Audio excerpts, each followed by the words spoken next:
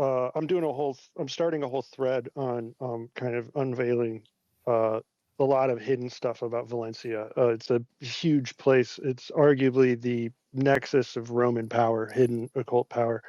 But I lived there for several years, so I actually know the area pretty well. And you're not wrong. It's it's a lot of Templar castles and fortresses.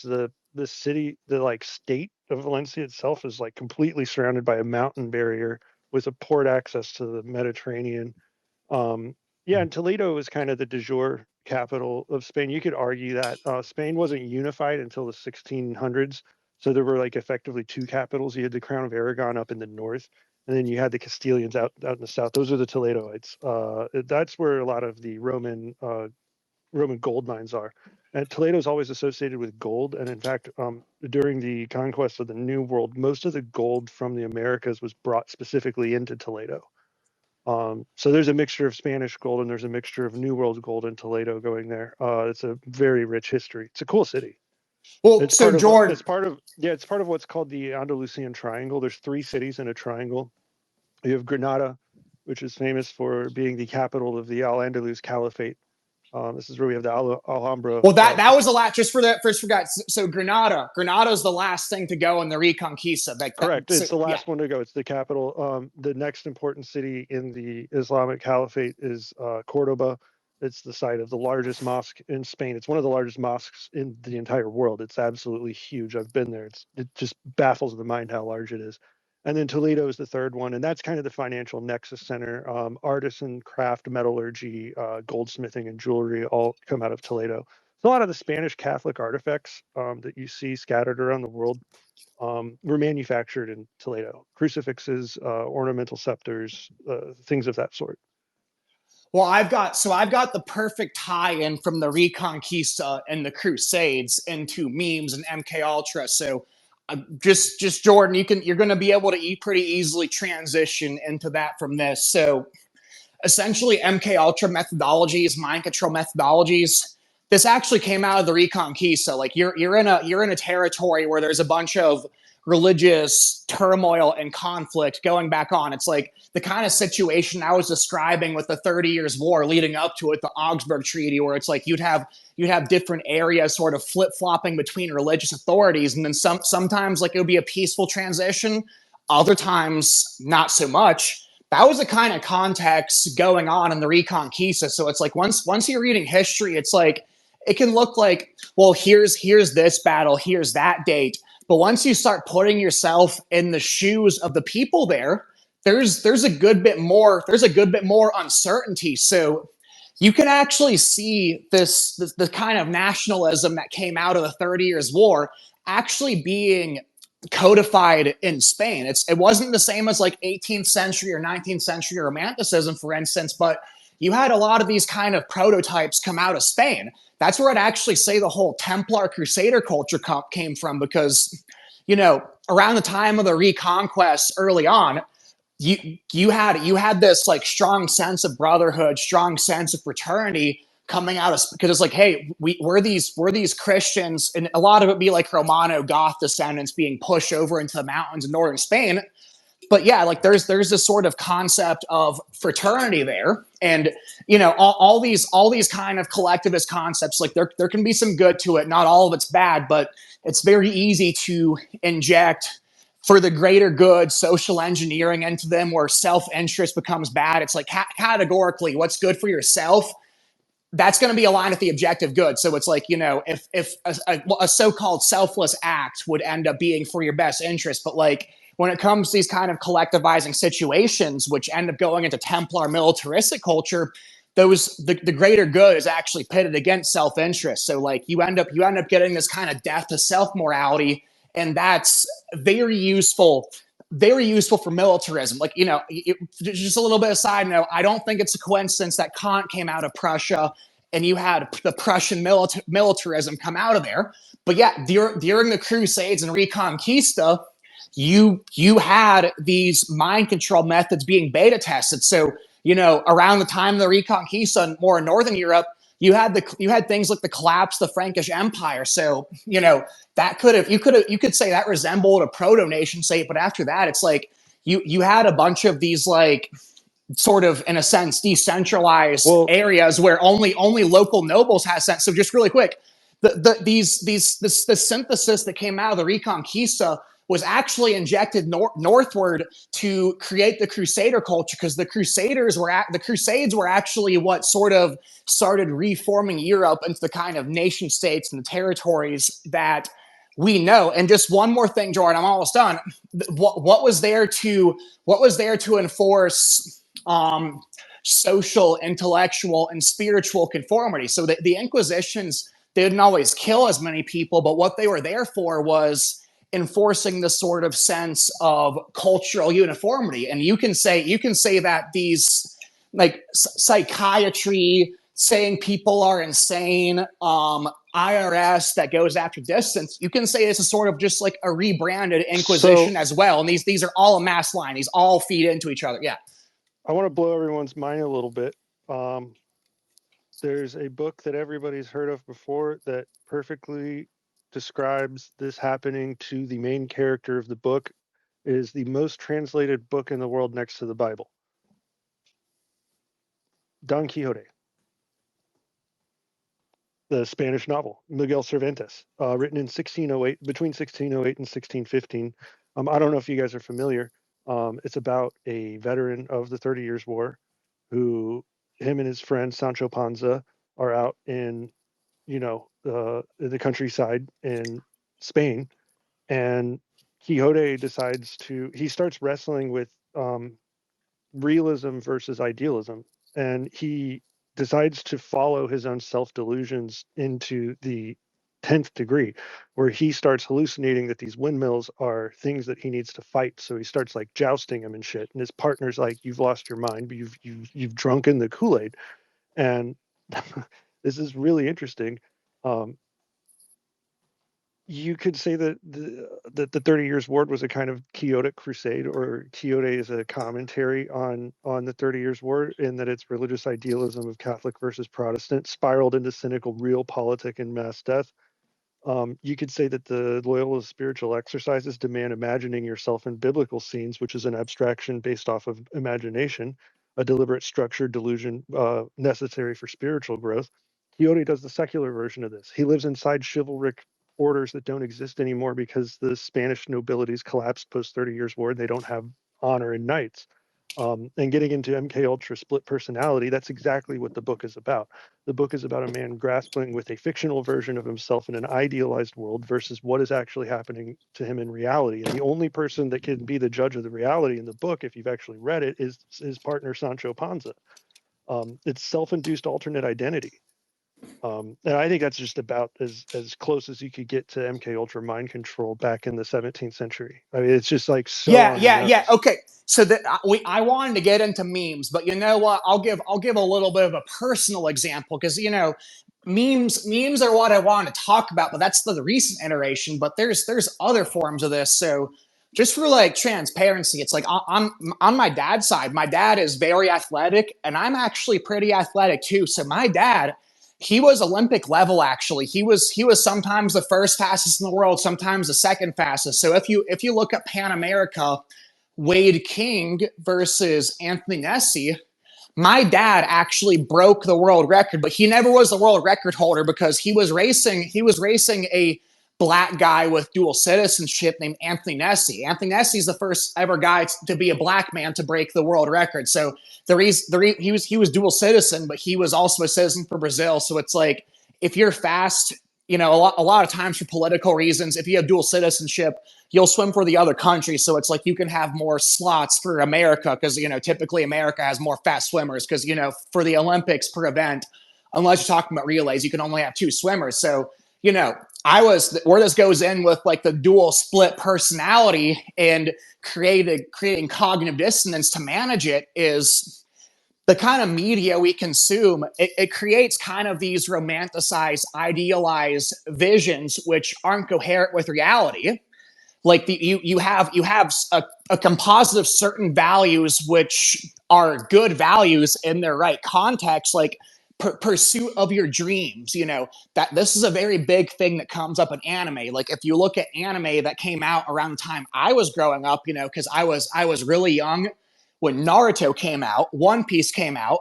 You know, in Naruto, I'm gonna be the Hokage. It's cathartic underdog story where you have this guy who has a demon fox in him, but the demon fox can give him good powers, but actually the demon fox interferes with his ability to like learn the power system. So it's like you have this setting where normally this demon's holding back his potential when he's back into a corner and put in traumatic situations. He gets a big power up, so it's like really cathartic, and you know, because everyone goes through trauma, it's like that's really relatable. But also, it turns out his dad was the Hokage. Then also One Piece, I'm going to become the Pirate King. His dad's like the revolutionary leader. He's like one of the most powerful wanted men in the world. So it's like for someone, and there's other variations of this, but it's like, hey, well, like my dad was like one of the fastest guys in the world, but he never made the Olympics because he got injured that year. Well, you know what? I'm, you know, I started like I was watching that and I crafted my own like sort of delusional identity around that. And you know, when that doesn't work out, you know, that can be a little bit traumatic, and that can either break you. You can the way out of this is to get over that romanticism, to accept the way the world works isn't like the way fiction works, isn't like the way memes work. But for a lot of people, like they never really get those principles down, so then they end up picking up methods used to quote unquote manage cognitive dissonance. But if that's the kind of thing you accept, then you're never really going to get at the root of the issue, because these things used to manage cognitive dissonance, like that doesn't actually work on you internally. It doesn't actually do anything to help you on the inside. It helps you respond to situations in your environment. But if you're looking at something like where there's more kind of inputs to be able to control your environment or your perception, like say social media algorithms, that's where it becomes more. You see how that's a big problem. Like the more and more means the power structure has to manipulate your perception of reality, the more you need coping mechanisms if you aren't able to work on yourself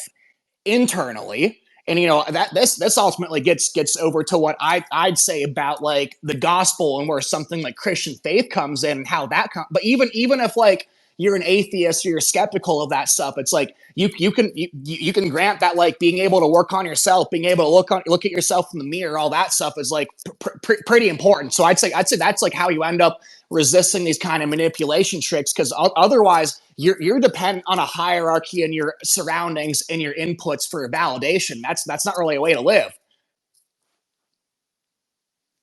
Yeah, I think it's interesting. The whole idea of controlling perception. I think that's some of the highest level spellcasting you can possibly do. Uh, you're folding reality on itself if you're changing perception.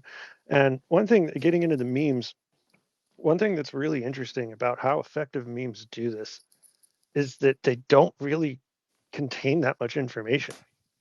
It is like your average meme has such low informational content in it, but the effect of a good meme, the downstream effect of a good meme is huge. If you, I can't think of any examples off the top of my head right now. So if anybody feels free to jump in, I should have had meme examples ready to go. Michael, can you think of anything? In terms of something with limited context that really jumps out at you, yeah, I With like mean, minimal information. It's because I mean, I well, guess the thing about the memes is like it always has to involve being witty. Like any meme that anyone posts is like witty and being part of the group. So that's the basic nature of what everyone wants to be. Like everyone wants to be accepted. Everyone wants to be the smart person, the one that got it, the first one in and stuff. And that's what there's also a essentially. layer. but like There, that goes back to that goes back to what I was saying about external validation. I'm glad he brought that up. But yeah, Jordan, I just want to point that there's out because also yeah. there's a layer of linguistic simplicity in memes that I think is kind of the operating mechanism that makes it effective. I mean, you don't like it's really funny. You see all the talks of like the left can't meme, right? Everyone's like, oh, the left's already the lefties can't meme, and you look at like a leftist meme, and it's a fucking paragraph. You're like, that's not funny. You shouldn't have to explain. A meme should be like 5, 6 words tops and completely change like perspective control. Like it's a high level spell. Well, and then what that does with these reactionary dialectics on the right is, since it's become a popular narrative, well, the left can't meme. You can't summarize things simply. Well, what that ends up doing is it ends up making simplicity a virtue, and it goes beyond just like simple, because obviously the truth should just be simple, but like simplicity and being simplistic isn't really the same thing. Like simplistic gets into reductionism, so I'd say this is actually like a kind of alchemy on social values that pushed values and the goalposts over in the direction of reductionism, because like, oh hey, the right has the correct position, so because the right has the correct position, they can meme well, but the left, they have to come up with excuses. That's why their memes are wrong. So in a sense, you can say that's correct. Like if you have the truth, you should be able to summarize it simply, but rather you can meme it or not shouldn't be the measure for that. And obviously, even the people who say, "Oh, the left can't meme," like, look, they're able to get into nuances and stuff. But like, if you're looking for catharsis in these internet settings where you're looking for catharsis in owning the libs, then there's a saying: what you win people to is what you win them with. So you end up getting sort of lost in that process of looking for catharsis, I'd say. And Yeah. that standardizes reductionism. Yeah. So let's just slow the roll a little bit, and let's focus on like just the concept of memes. So some people might not be aware the term meme uh, was coined by Richard Dawkins in the 1970s, actually. It was a biological term for him, because memetics is actually a biological function. It's a biological mechanism. Uh, Most living things that have any shred of consciousness kind of pick up on mimetic culture. I thought of a great example I saw this week of, apparently there's a bunch of chimpanzees that have taken to the fashion of sticking grass up their buttholes and walking around the zoo. That's a meme. One of them did it. They thought it was cool. Now you got 20 chimpanzees sticking grass up their butts. I'm not even kidding. You could like Yeah. search for it on X, but that's a form of biological mimetic. Um, so by the time the internet's fully rolled out, who knows when DARPA invented the internet, man? They could have had this. They could have had their own internal military internet that is closed off to the public as early as like 1952. Some of the first computer mainframes were installed around 1948. So somewhere between 1948 and 1942, I think the internet was online internally for the U.S. military. But by the time it goes public, mid 80s, early 90s, this is when the information landscape just completely changes. This is when you start to see the first mentionings of fifth generation warfare. Um, so there's Dr. Robert Finkelstein is one of the guys that is kind of the figurehead for DARPA memetics. And he came up with the concept that the information warfare in the 2011 study, so this is 14 years old, he came up with the idea that memes were going to advance the information warfare to the point where their perception control is so extreme that you don't even need kinetic warfare anymore. It's extremely bold claim, um, and he set up this is in the document that Mike posted in the chat up at the beginning. But he came up with this framework for the Meme Control Center, which is a DARPA-run federal agency that is Memetics for Intelligence and National Defense, MIND, Mind Research and Development Center. Now, this is all done out of Fort Meade Army Operations of Army Psychological Operations Warfare Center. Same base that put out Michael Aquino and General Flint. It's the same guys. Hold on. You want to go over Aquino's manual for psyops that was pretty much implemented for QAnon also, because I think that's some pretty important. Like you know Yeah, about that because also. Yeah. I Okay. think Why don't you get in that? Yeah, that's very important. Yeah. the Aquino stuff kind of laid the foundational groundwork for where Finkelstein would pick up with meme control center. If you want to cover the Aquino stuff, I don't have it on hand. I'm looking at DARPA stuff right now. Do you have do you have anything on Aquino, Michael? On hand? I don't have it. I don't have it posted. I'd have to go on to the search function. But just so Michael Flynn actually, when he's pushing QAnon, he'd be essentially like reading from Michael Aquino, and where they actually link that's pretty suspicious is the Temple of Set. So Aquino was like the head of the Temple of Set, but Founded it. um, huh? He founded it. It was an Yeah. offshoot of Anthony LaVey's Church of Satan. It was like they had a freaking schism, and you get the Church of Satan, and then you get Aquino's Temple of Set. And Temple of Set was mostly upper level military officers, mostly involved in psychological operations. Yeah, well, okay, so I don't remember the entire because I remember watching Michael Flynn. I remember watching Michael Flynn leading up to like January 6th. So when you look at the whole January 6th psyop, which what this did is in the minds of Democrats and left leaning people like, oh my gosh, we have this state of emergency, we have an insurrection, but on the other side with the right, it's pretty much giving you agitation. It's one of the things that contributed to the kind of like whole new right Groyper environment. That's one of the reasons why Nick Fuentes was there telling people to go in the Capitol. And it's pretty good evidence he's a Fed because he got a wrist slap of people who did way less, ended up in solitary confinement, right? Like because Ray Epps is also a Fed telling people to go in.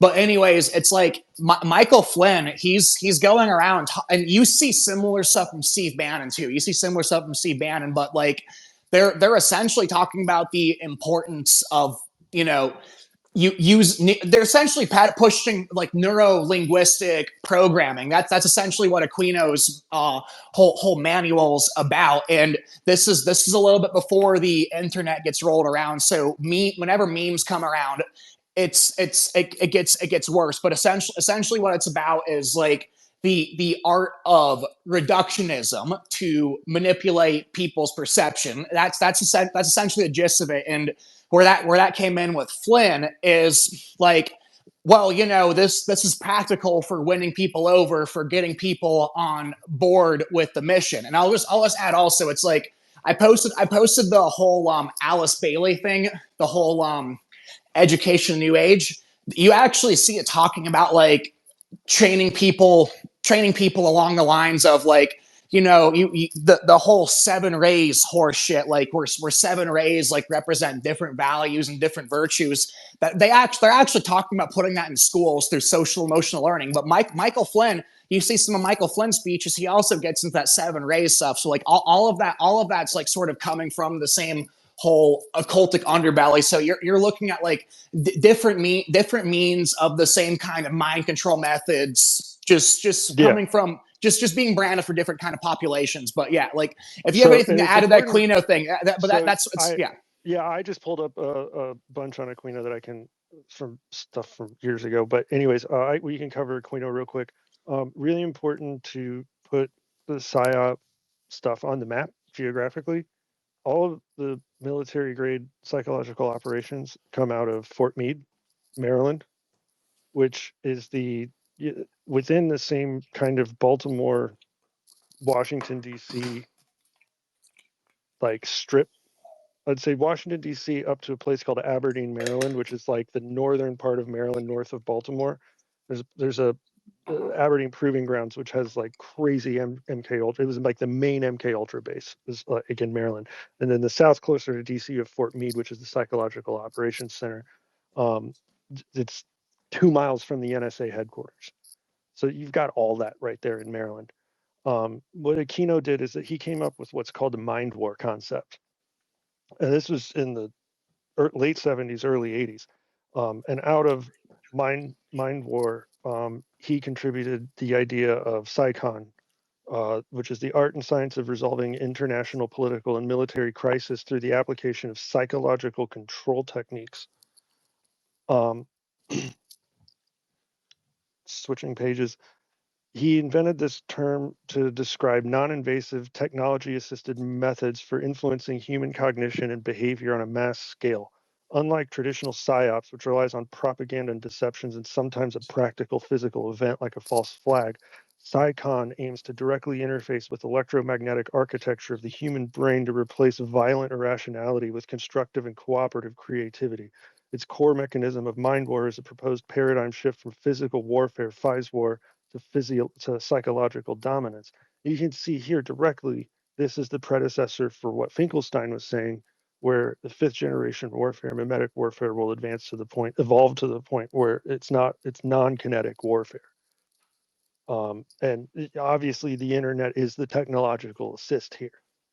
And obviously using a platform like Twitter, you're consenting to using military grade technology. That's what we're all communicating with each other with here. There's no way to get Well, out of it comes down to neuro, like that's why I brought up neuro linguistic programming, because like I don't remember because it's like it's been a while since I got into this, but that's what I remember. I'm like, okay, well, he's using these terms. I don't remember those terms. What it all came down to essentially was neuro linguistic programming, and then Michael Flynn was working on that with slogan. Because it essentially goes into sloganeering also. So yeah, that there's a lot going to get into into going into some of the older Aquino techniques. They're actually pretty interesting. He was well versed in the esoteric arts. This guy, I mean, he wouldn't have started a satanic temple based off of an Egyptian god if he wasn't well versed in occultism. Let's just be real. But he viewed Psychon as a fusion of science, psychology, and esoteric arts of antiquity. And so the elements here that he would kind of include in this structure are subconscious architecture. I mentioned focusing on the brain's electromagnetic fields, neural oscillations, rather than conscious persuasion, rather than like rhetorical persuasion. You're looking at changing brain function at a electromagnetic level. Aquino argued that irrational violence stems from subconscious irrationality, which Psychon can neutralize by indicating Greek term kalogathia, which is the Greek ideal of balanced virtue and beauty. Ethical guardrails for Psychon is that it's benign and it avoids religious and moral imposition, respecting the soul's autonomy. It aligns with humanitarian, not sectarian control. Preemptive crisis revolution, you can reverse engineer global phenomenons by simulating ideal outcomes in lab-like MWC and experiencing Psychon influences outward. I think the interesting thing here is that we talk about Michael Aquino as a terrible guy involved with Jeffrey Epstein levels of human abuse and trafficking and awful things. The intent here is good. When you look at like what he was trying to do, he was trying to get rid of the killing fields, but the unintended consequences of that are pretty invasive psychological operations, which I think is just like fascinating. Some of these specific techniques that Psychon used, subliminal involuntary psi control, or SLIPC. This is what every conspiracy theorist talks about with subliminal mind control, subliminal messaging, static white noise bands, ELF modulated signals. I think some binaural beats that I've brought up here before, that kind of 4 hertz oscillation that you can synchronize the left and right hemispheres of the brain with. This would fit under the category of subliminal involuntary let me just interrupt psychological you. control.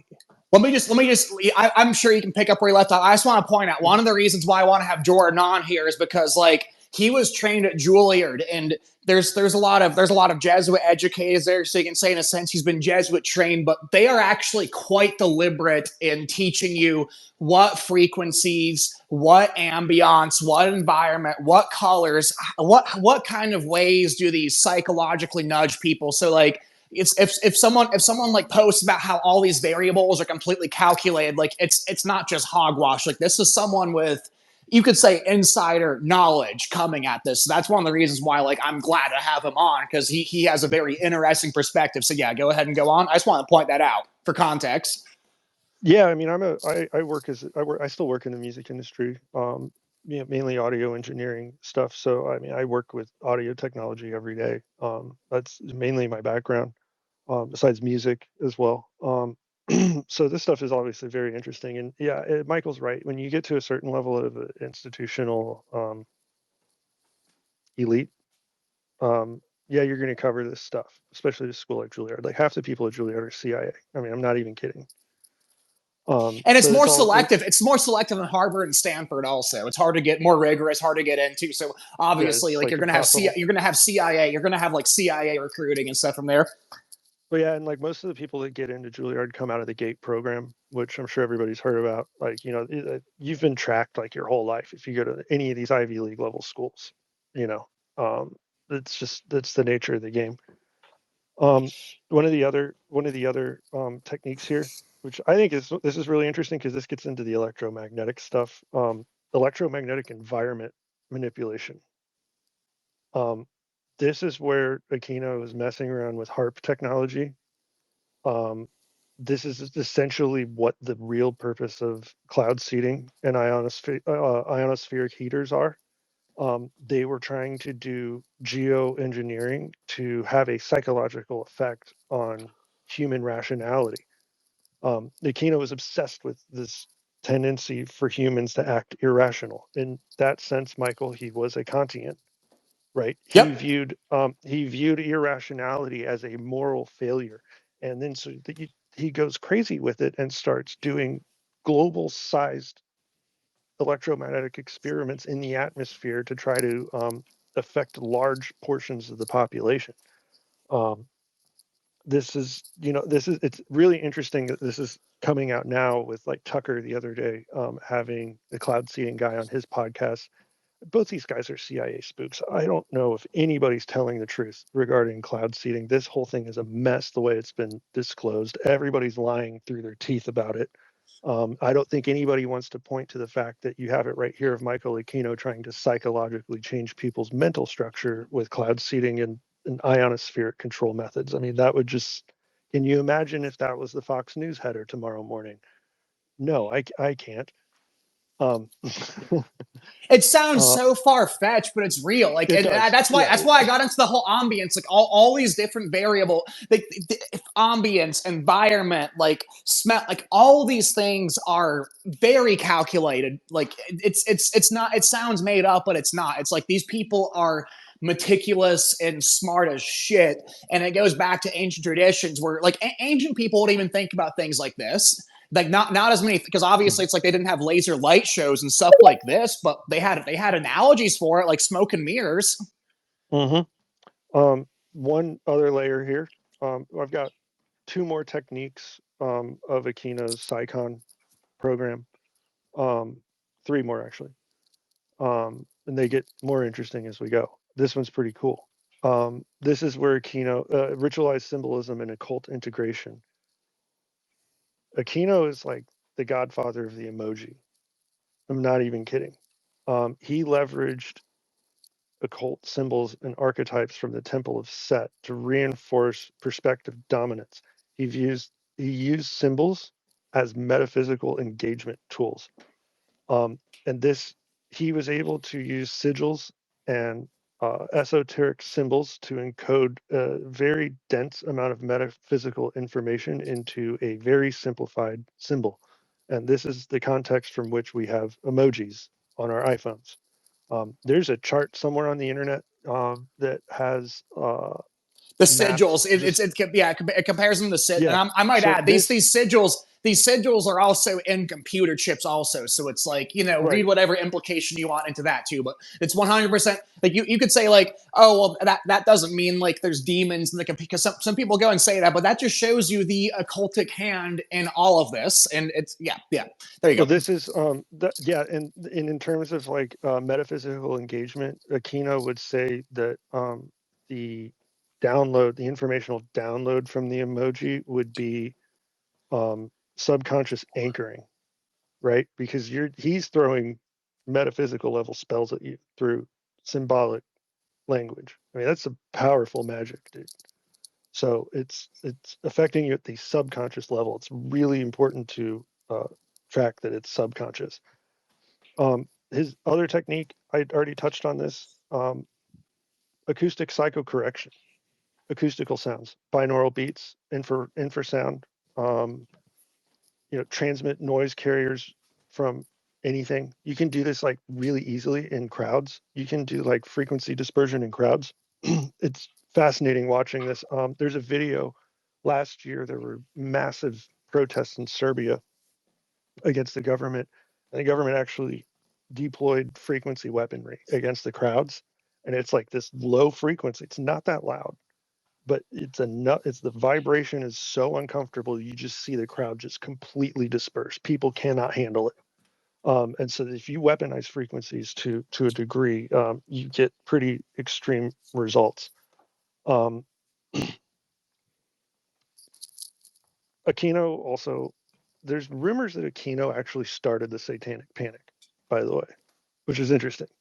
No, that makes perfect sense. That makes free like you had these like Albert Pike, you had these Albert Pike kind of adjacent people, and Charleston stir that up in the 1800s as well. And yeah, it's like you could say the same. Like it was the Paladins. It was Paladin, right? That would be a little bit of a sidetrack, but look into the Paladin, right? These people are actually like admitted Satanists, like specifically like drawing on Luciferianism, and they were also the ones pushing the Satanic Panic in Charleston. So this is a kind of repeated playbook, also. It's interesting. While Aquino was head of Army PSYOPs operations, he was very well documented, like kind of coercing journalists into his wing. You really start to see media narrative control and prospective media narrative control start to be a thing with Michael Aquino. And by perspective control, what do we mean by perspective control? This is a form of narrative building where certain events are planned, but they appear organic, and you can retrospectively put them together. So it's not the same thing as predictive programming. So predictive, it's yeah, different. Yeah. Predictive programming is like, it's operational preparation, the environment, but it's more like when something happens, it's like, oh, aha, like, we were kind of expecting this. But with perspective control, that's more about narrative constructing. And that's when I was talking, I just want to say really quick, I brought in Kant because what he does is he's able to create abstract categories that should be objective metaphysical, but he's able to sort of make them internal, psychological, and it does become a buffet of like what kind of arrangement of presuppositions you have to operate in, and those become beliefs immune to intellectual revision, but like not as many people are going into philosophy thinking that deep about things. Like not as many people are epistemologically self-aware. So like perspective control, it can make beliefs with that level of intellectual immunity that should be going to abstract categories like the law of non-contradiction. It can make those like historical data points and stuff. So like, it doesn't matter the kind of evidence someone has where like, hey, you're wrong about this, let me show you the evidence. Like, no, I know this is how things work. So the USC of that would produce tons of cognitive dissonance as well. Yeah, and I think if you want to see just see the master at work, the master of narrative control, Michael Aquino is the master of narrative control. Watch his interview where he's talking about 9/11. This is probably going to ruffle some feathers amongst the truthers. This is the conspiracy heads here. 9/11 was not a psyop, not in the way that the conspiracy people say he is. And oftentimes they cite Michael Aquino directly as evidence of being like, oh, well, look at this big army guy saying it's a psyop. No, dude. Michael Aquino was out here doing narrative control when he was saying that. He was using his own techniques against you to show you how he actually operates narrative control. That is 100% what that entire episode with Michael Aquino talking about 9/11 is. It's post hoc embedding of information that's changing your perspective of reality post hoc. And you see this all the time with QAnon. QAnon's like the greatest example of perspective control because you get these deltas with like bullshit gematria or whatever. Like you can pick any cycle of numbers based off of an algorithm. Yeah, I want to say, have them link up. It's right? divination. One of the things, Yeah. one of the ancient practices from the Temple of Set that Aquino is drawing on is divination. It's essentially like tea leaf reading. You look at QAnon, it's literally a bunch of tea leaf reading. That they give these vague prescriptions that can match up with different dates, but the way they roll out these like this gematria and numerology, it's like, oh well, like this QAnon influencer said such and such was good, like Donald Trump was going to be reinstated on March 31st or March 15th or whatever it was, and when it doesn't happen, it's like, oh well, you know what, like this post from Q is true, but we interpreted it incorrectly, like yeah, but like Yeah, and I mean, and you got to keep in mind that like with like especially like let's just use like 33 for example.